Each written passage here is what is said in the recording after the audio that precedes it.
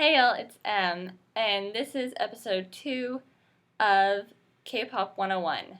So, last episode, we talked about 10 K-pop terms that you will most likely hear. Well, today we're going to be talking about, how many did I put in the list?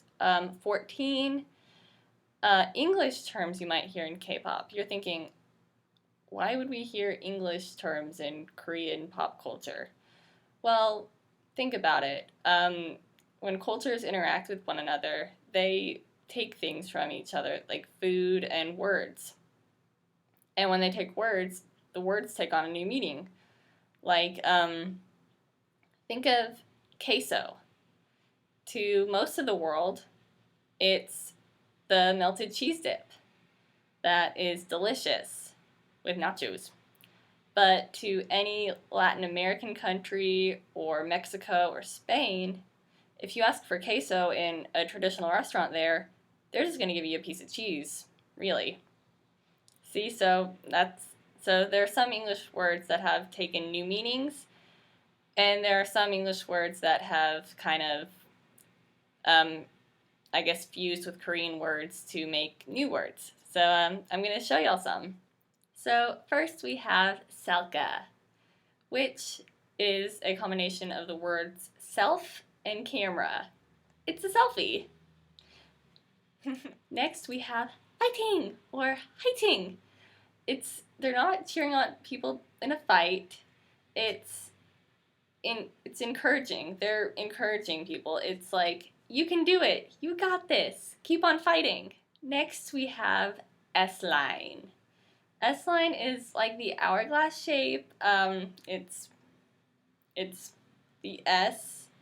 I'm gonna post a picture, obviously, but it is very sexy and glamorous. And when they're talking about an S-line, they're talking about the shape.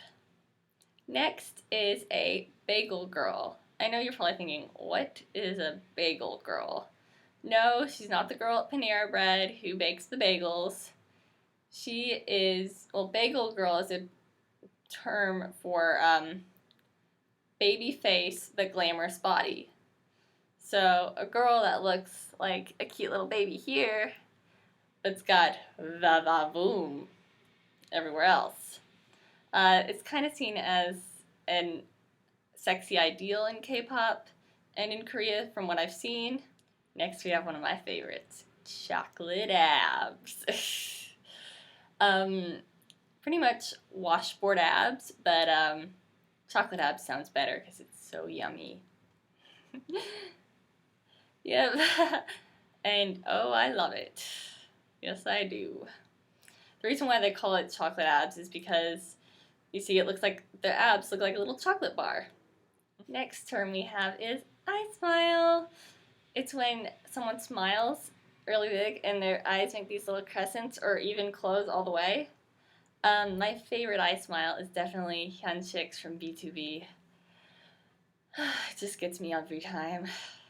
Next is netizen, what y'all are, what I am. It is a citizen of the net. Now this is one that I don't hear that often, but it's MR removed. What it means is it'll be from like a music show, and they will take all the background noise, all like the crowd and everything, they'll take the noise out of it, so that way the only thing in the video is the singer singing and I think the audio track. So that way you can better hear how good the singer is or isn't. Which, I don't really watch those videos. I mean, I might start doing it, but yeah. Number 9, we have CF, which stands for commercial film.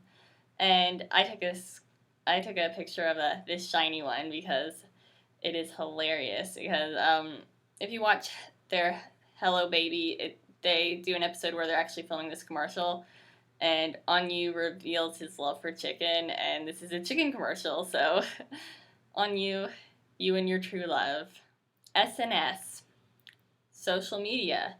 SNS stands for social networking sites like Instagram, Facebook, Tumblr, Twitter. I don't know if YouTube counts as one. I think it does. I don't know, but basically all the websites you use to connect with people. Next, bias. Your favorite person in a group or your favorite group in general, just your babes, the one you love. And then there's a bias wrecker who is not your bias, but they keep coming for your bias's spot.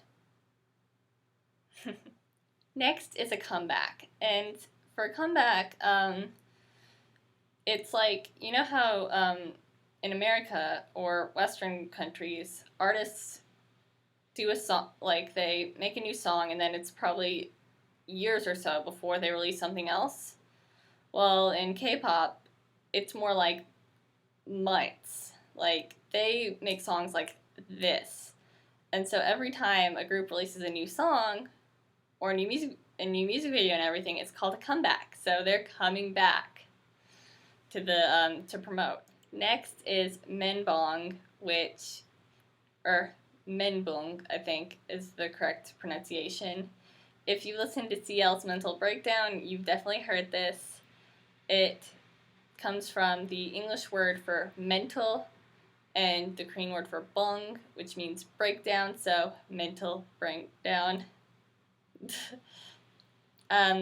CL's song was the first time I actually heard this phrase, or this word. Lastly, number 14, we have manner hands and manner legs. In the U.S., manner hands are like hover hands.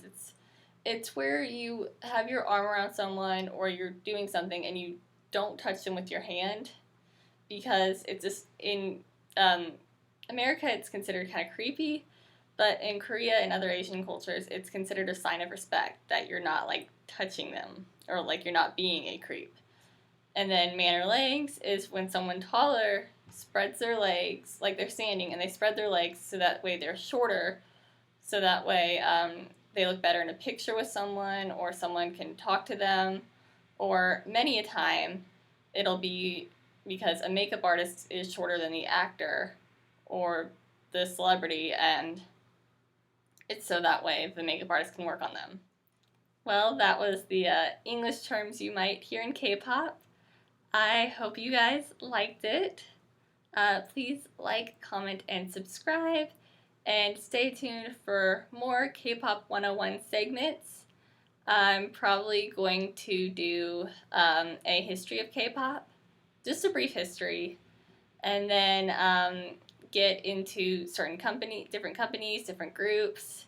Just let me know what y'all would like me to cover for any K-pop newbies out there. Bye, y'all.